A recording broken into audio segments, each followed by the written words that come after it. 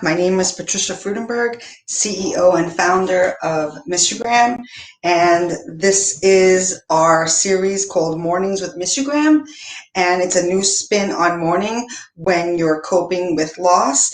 And we welcome you back if you've been viewing us, and welcome for the first time if this is your first time. We do rotate topics of discussion among tribute, cope, and share, and today we will be sharing.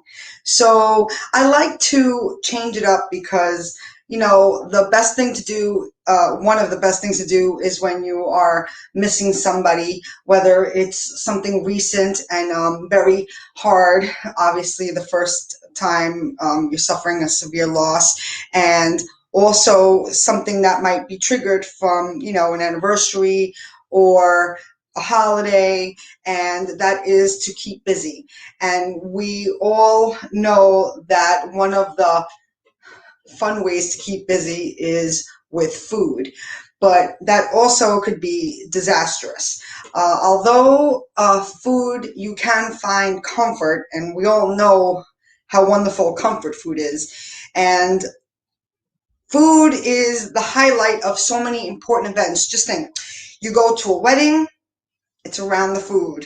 Obviously, the bride and groom and music, but food is a big part of it, along with other special occasions, graduations, and these are special times. So we are not having group events like we always did. Hopefully, we can go back to some sort of normal way of living again and celebrating.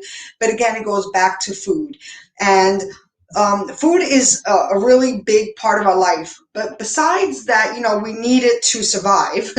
And, you can go, I think humans go, what was it, about 21 days without food. I don't recommend that type of fasting. I am not a healthcare professional in any shape, way, or form. I am a beautician for 30 years, and I have shared stories with professionals.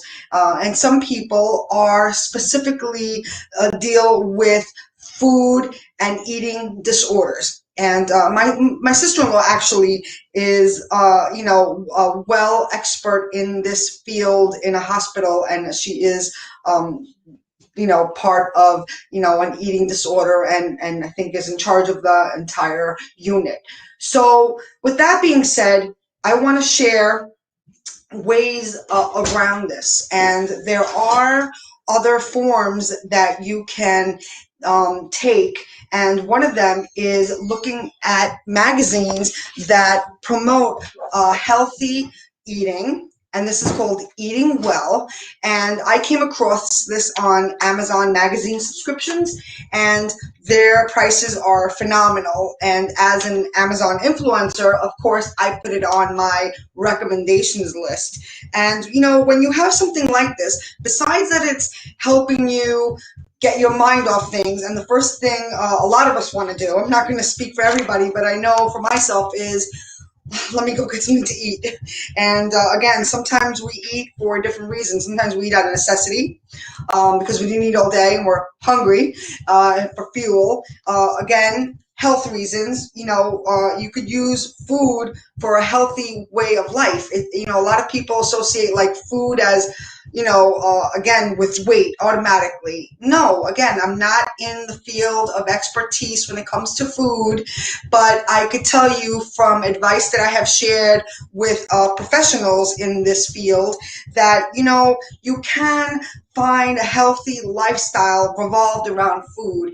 And cooking is a distraction. Cooking healthy with great recipes like this. And again, I like to share the wealth of knowledge. And you could have all types of diets, whether you're a vegan or vegetarian or pescatarian, or you like everything on the menu. Again, it's a mindful way to take charge of your wellness, because how you eat, especially when you're dealing with loss, and again, you think like, what is she, crazy? Food and loss? Again, it has a lot to do with it, because how are you eating when you are coping with grief. So there is a report, and again, I like to share resources, and everything intertwines in our topics of discussion. Of course, our genre is about, memorializing, and this is an approach to embrace life through the journey of loss. Now, loss is something we all are going to endure, unfortunately, and I apologize for the disruptive approach, but you have to face it to get through it, and it will be easier, hopefully faster, healthier approach. So this is a website called eatingdisorderhope.com. I will be sharing this on my social, so don't worry if you didn't get a chance to write it down.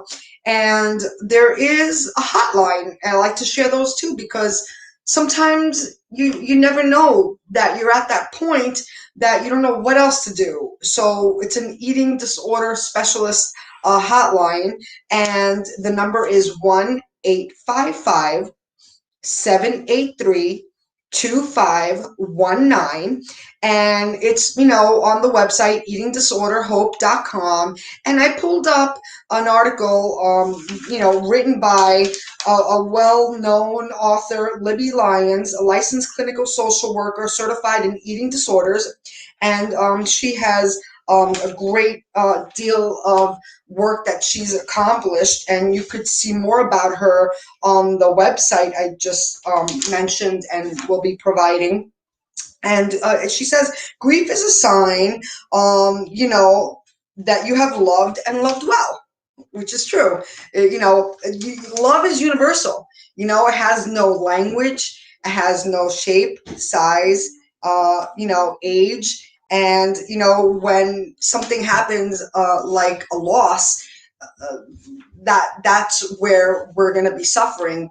And, there are different types of reactions, but one of the reactions she speaks about is, the way that we use food. And some people use food as a coping mechanism, and they're not necessarily making healthy choices.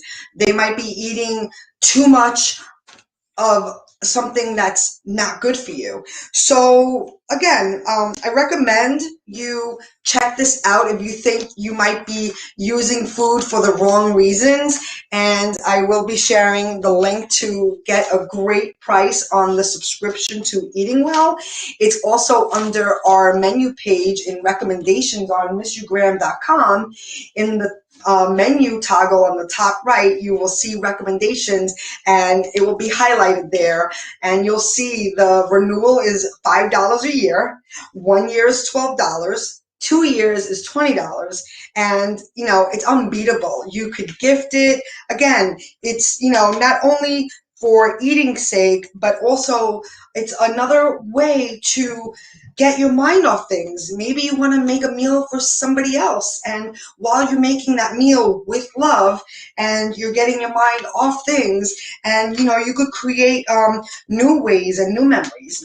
She states, Libby, in this article, how sometimes when you're eating certain foods, it's a trigger because of foods that you shared with your lost loved one. Sometimes it's a good thing, but sometimes it's not such a good thing, because it triggers those harsh feelings that you feel when you're missing somebody that passed away.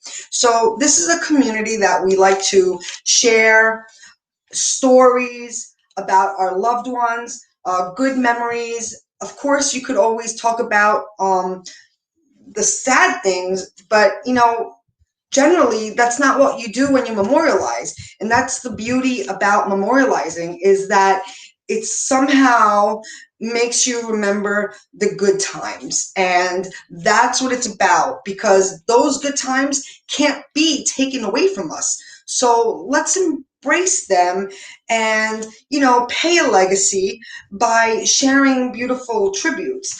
On our website, you will see other resources available, including our, links to creating other photo gifts. Also, you can join in our mission and buy one of our t-shirts, Everyone Wants to Be Remembered, and it will help us as we expand the development for the best user experience, and we want to expand so we can provide great opportunities that will help you in coping with loss, sharing legacies, and help you in a healthy way to move forward.